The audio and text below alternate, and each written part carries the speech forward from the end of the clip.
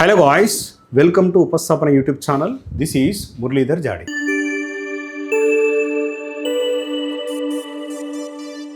So మన ఉపస్థాపన institution నుంచి ఒక చిన్న అనౌన్స్మెంట్, చాలా రోజుల నుండి మనం డిస్కస్ చేస్తున్న అనౌన్స్మెంటే. ఆల్రెడీ రైల్వే రిక్రూట్మెంట్ బోర్డ్ అనగా ఆర్ఆర్బి నుండి జేఈ ఎగ్జామ్ అయిపోయింది, CBT1 ఎగ్జామ్ అయిపోయింది. CBT1 అందరూ ఆల్మోస్ట్ CBT2 కోసం వెయిట్ చేస్తున్నారు. కొందరు ఆస్పిరెంట్స్ కాన్ఫిడెంట్గా ఉన్న వాళ్ళు వాళ్ళ ప్రిపరేషన్ కొనసాగిస్తున్నారు. ఇంకొందరు ప్రిపరేషన్ అంటే CBT1 రిజల్ట్స్ కోసం వెయిట్ చేస్తున్నారు. ఎవరైతే ఈ CBT1లో వారి యొక్క అంటే క్వాలిఫైయింగ్ నేచర్ అంటే ఆ రేషియోలో ఎవరైతే క్వాలిఫై అవుతారో వాళ్ళని CBT2కి అనుమతిస్తారు. సో దాన్ని దృష్టిలో పెట్టుకొని CBT2 ప్యాటర్న్ ఏ విధంగా ఉంటుంది, ఆర్ఆర్బి జేఈకి సంబంధించిన CBT2 ప్యాటర్న్ ఏ విధంగా ఉంటుంది, CBT2కి సంబంధించిన మన ఉపస్థాపన ఇన్స్టిట్యూషన్ నుంచి ఏ కోర్సెస్ మనం ఇస్తున్నాం, వాటి గురించి ఇప్పుడు మనం ఒకసారి డీటెయిల్డ్గా డిస్కస్ చేద్దాం. So first of all RRB junior engineer CBT2 syllabus. So ఈ సిలబస్లో ఫస్ట్ మీరు గమనించండి, మనకు 2 సెక్షన్స్ ఉంటాయి. ఫస్ట్ వచ్చి అంటే technical, non technical stream, technical stream, లేదంటే మనం technical abilities, non technical abilities అని పిలుస్తాం. సో యాక్చువల్గా నేను ఇక్కడ ఇచ్చాను general awareness 15 questions 15 marks, physics chemistry కలిపి 15 questions 15 marks, computer and applications 10 క్వశ్చన్లు 10 మార్కులు, ఎన్విరాన్మెంట్ అండ్ పొల్యూషన్ 10 క్వశ్చన్లు 10 మార్కులు. సో ఇవన్నీ కలిపితే 50 మార్కులు, 15, 15, 30, 10, 10, 20, 50 క్వశ్చన్. అంటే నేను ఈ పార్ట్ మొత్తాన్ని ఒక సెక్షన్గా పరిగణిస్తాను. ఈ టెక్నికల్ ఎబిలిటీస్ అంటే మీరు ఏ ఇంజనీరింగ్ అయితే అప్లై చేస్తున్నారో అది చేంజ్ అయ్యింది అన్నమాట. సో ఇప్పుడు ఎలక్ట్రానిక్స్ అండ్ అలైడ్ ఇంజనీరింగ్ వాళ్ళకి ఇది వేరు ఉంటుంది, ఎలక్ట్రికల్ అండ్ అలైడ్ ఇంజనీరింగ్ వాళ్ళకు వేరు ఉంటుంది, mechanical engineering and allied engineering వాళ్ళకు వేరు ఉంటుంది. కానీ ఈ 50 మార్క్స్ అనేది common. So syllabus common, so షిఫ్ట్ని బట్టి క్వశ్చన్స్ మారుతాయి. కానీ మనం ఈ 50 మార్క్స్ గురించి కాకుండా చాలామంది ఆస్పిరెంట్స్ ఈ టెక్నికల్ ఎబిలిటీస్ గురించి వెయిట్ చేస్తారు. ఎవరైతే ఎందుకు మెజారిటీ మార్క్స్ టెక్నికల్ ఎబిలిటీస్ అనేది కీ రోల్ ప్లే చేస్తుంది. ఎందుకు అనంటే ఏరియా తక్కువ, క్వశ్చన్స్ అనేది ఈజీగా వస్తాయి. గతంలో చాలా షిఫ్ట్లలో క్వశ్చన్స్ వచ్చాయి, ఆ క్వశ్చన్స్ నేను మళ్ళీ డిస్కస్ చేస్తాను. ఆ ఈజీనెస్ ఏంటి అని మళ్ళీ డిస్కస్ చేస్తాను. కాబట్టి మేబీ ఈ 100 మార్క్స్ కీ రోల్ ప్లే చేస్తాయని నేను అనుకుంటున్నాను. సో ఇక్కడ ఫిజిక్స్, కెమిస్ట్రీ, జనరల్ అవేర్నెస్ ఇదంతా ఒక సముద్రం. సో ఇక్కడ నుంచి మనం స్కోర్ చేయడం కంటే ఇక్కడ ఎక్కువ స్కోర్ చేయొచ్చు. సో లాస్ట్ టైం 100 మార్క్స్ కూడా ఉద్యోగం వచ్చింది.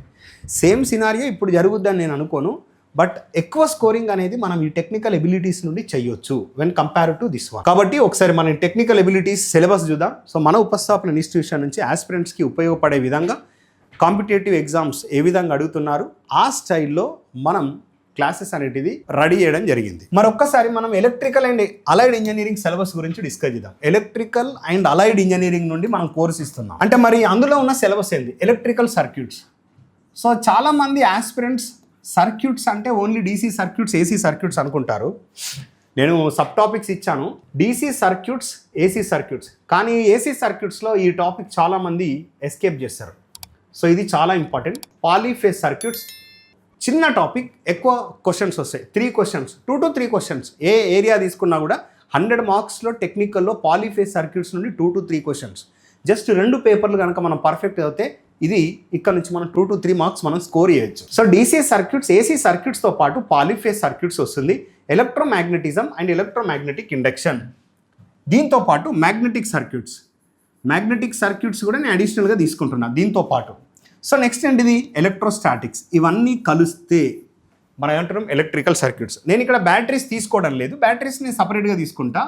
సో డిఫాల్ట్గా మనకు కలుస్తుంది బ్యాటరీస్. సో నెక్స్ట్ మనం సెకండ్, నేను మేజర్ టాపిక్స్గా తీసుకున్నాను, అందులో సబ్ టాపిక్స్ తీసుకున్నాను. ఎలక్ట్రికల్ మెషిన్స్ మొత్తాన్ని నేను 5 పార్ట్స్గా డివైడ్ చేశాను. మీకు ఇచ్చిన సిలబస్లో సింగిల్ ఫేజ్ మోటార్స్ ఎక్కడ మెన్షన్ చేయరు. నేను సింగిల్ ఫేజ్ మోటార్స్ నేను ఇచ్చాను. ఎందుకు? ప్రీవియస్ ఇయర్ క్వశ్చన్స్ స్టడీ చేసి ఆ సింగిల్ ఫేజ్ మోటార్స్ నుండి స్పెషల్ టైప్ ఆఫ్ మోటార్స్ నుండి క్వశ్చన్స్ వచ్చాయి కాబట్టి నేను 5 మెషిన్స్గా డివైడ్ చేశాను. Transformer, next induction machines. Transformer చదివితే ఇండక్షన్ మెషిన్స్ అర్థమవుతుంది. DC machines, next synchronous machine. ఈ 4 మెషిన్స్ చదివిన తర్వాతనే మనం సింగిల్ ఫేజ్ మోటార్స్కి వెళ్ళాలి. మనం ఇచ్చే సిలబస్ కూడా ఎలక్ట్రికల్ అండ్ అలైడ్ ఇంజనీరింగ్ సిలబస్లో కూడా ఒక సీక్వెన్స్లో వెళ్తాము. అంటే స్టూడెంట్ ఎక్కడ కూడా ట్రబుల్స్ ఫేస్ చేయకుండా ఉండడానికి ఒక సీక్వెన్స్ మనం ఫాలో అవుతున్నాం.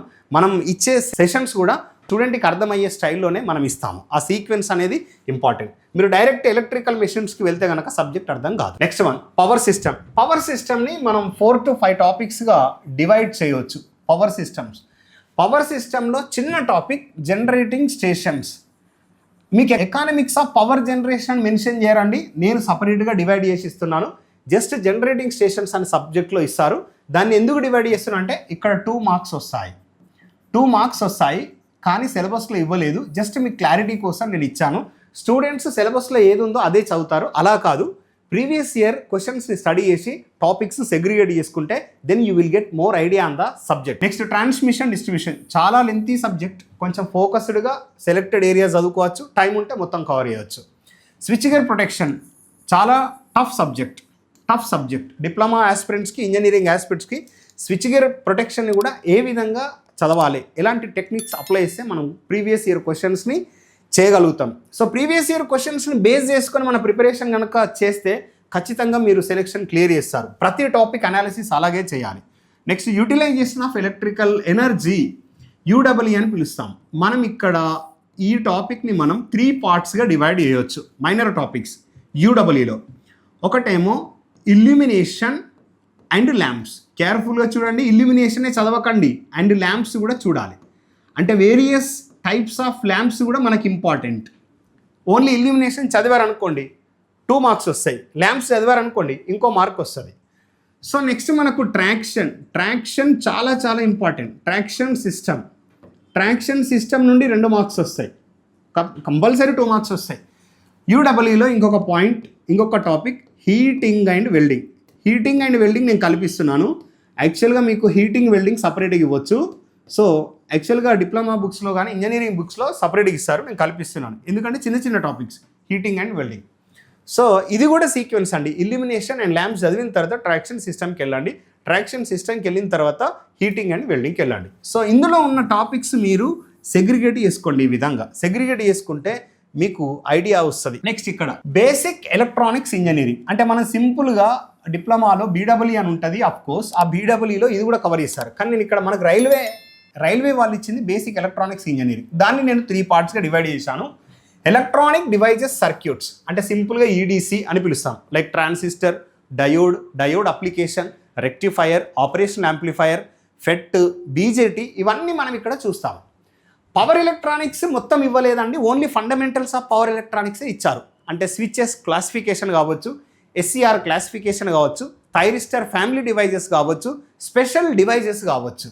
సో ఇంకొంచెం డీటెయిల్గా వెళ్తే కంపారిజన్ బిట్వీన్ అంటే among BJT and FET, SCR, MOSFET, వీటన్నిటికీ కంపారిజన్, ఎస్సీఆర్ వీటన్నిటికీ comparison important. Next digital electronics, DE అని పిలుస్తాం, డిజిటల్ ఎలక్ట్రానిక్స్. ఇందులో మనకు మేజర్గా నంబర్ సిస్టమ్, కన్వర్షన్, ఒక సిస్టమ్ నుండి ఇంకో సిస్టమ్కి కన్వర్షన్, లాజిక్ గేట్స్, తర్వాత 1's complement, 2's complement, sequential circuits. So ఈ సర్క్యూట్స్ నుండి మనకు ఒక్కొక్క ఏరియా నుండి ఒక్కొక్క క్వశ్చన్ వస్తాయి. డిజిటల్ ఎలక్ట్రానిక్స్లో easy topics, easy questions, minimum మనం 5 క్వశ్చన్ కవర్ చేయొచ్చు, మ్యాక్సిమం 8 క్వశ్చన్స్ లాస్ట్ ఇయర్ పేపర్స్లో ఇచ్చారు. So last one measurements. ఈ మెజర్మెంట్స్ని కూడా మనం అంటే ఎలక్ట్రికల్ అండ్ అలైడ్ ఇంజనీరింగ్లో నేను 2 టాపిక్స్గా సెగ్రిగేట్ చేశాను, సబ్ టాపిక్స్.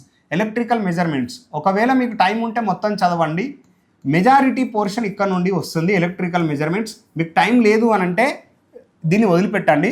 ఒకవేళ టైం ఉంది అంటే 2 కవర్ చేయండి. దీని నుంచి మనకు 1 మార్క్ ఆర్ 2 మార్క్స్ రావచ్చు. హార్డ్లీ 1 మార్క్ అని నేను అనుకుంటున్నాను.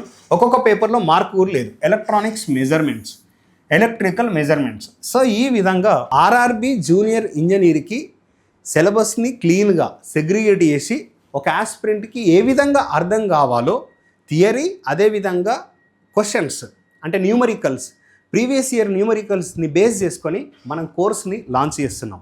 ఆస్పిరెంట్ ట్రబుల్స్ ఫేస్ చేయకుండా అర్థమయ్యే స్టైల్లో ఒక సీక్వెన్స్లో సబ్జెక్ట్ అనేది ప్రొవైడ్ చేస్తున్నాం. సో ఈ విధంగా మనం ఎలక్ట్రికల్ అలైడ్ అండ్ ఇంజనీరింగ్ ఆస్పిరెంట్స్కి మన ఉపస్థాపన ఇన్స్టిట్యూషన్ నుంచి డిప్లొమా, అదేవిధంగా ఇంజనీరింగ్ ఎవరైతే కంప్లీట్ చేశారో, CBT 2 కోసం ఎవరైతే వెయిట్ చేస్తున్నారో ఈ సిలబస్ అనేది అందిస్తున్నాం. అంటే ఒక ఆస్పిరెంట్ సక్సెస్ దిశగా వెళ్ళడానికి సబ్జెక్ట్ అనేది ఒక ప్రాపర్ ఆర్డర్లో అండర్స్టాండింగ్ అయ్యే విధంగా మనం ఈ సబ్జెక్ట్ని అదేవిధంగా కోర్స్ని లాంచ్ చేస్తున్నాం. యాక్చువల్గా ఇది యాక్చువల్ ప్రైస్ వచ్చి 3000 రూపీస్ కోర్స్ వర్త్ వచ్చి, కానీ 50% ఆఫర్తోని మనం 1500 రూపీస్తోని ప్రొవైడ్ చేస్తున్నాం. ఈ ఆఫర్ అనేది ఓన్లీ ఫస్ట్ 50 ఆస్పిరెంట్స్, ఎవరైతే ఫస్ట్ టైం అంటే ఎవరైతే 50 ఆస్పిరెంట్స్ లిస్ట్లో ఉంటారో, ఫస్ట్ 50 ఆస్పిరెంట్స్లో ఉంటారో వాళ్ళకు మాత్రమే ఈ ఆఫర్ వర్తిస్తుంది. అదేవిధంగా వ్యాలిడిటీ అనేది ఎగ్జామ్ వరకు, మీ ఎగ్జామ్ 1 ఇయర్ ఉంటే 1 ఇయర్, అంటే 6 మంత్స్ వరకు ఉంటే 6 మంత్స్, లేదంటే 1.5 ఇయర్ వరకు ఉన్నా కూడా 1.5 ఇయర్ వరకు అంటే కోర్స్ వ్యాలిడిటీ వర్తిస్తుంది. ఓకే, మీకు మా కోర్సు పట్ల ఎలాంటి ఆసక్తి ఉన్నా ఇక్కడ కింద స్క్రోల్ అవుతున్న నంబర్స్కి కాల్ చేయండి, మా మేనేజ్మెంట్ మీకు ఫుల్ డీటెయిల్స్ అందిస్తారు. సో వీడియోని లైక్ చేయండి, అదేవిధంగా షేర్ చేయండి. మీ ఫ్రెండ్స్ ఎవరైనా ఉంటే ఫస్ట్ టైం మీరు మా ఛానల్ని విజిట్ చేసినట్లయితే సబ్స్క్రైబ్ చేయండి. Thank you, all the best.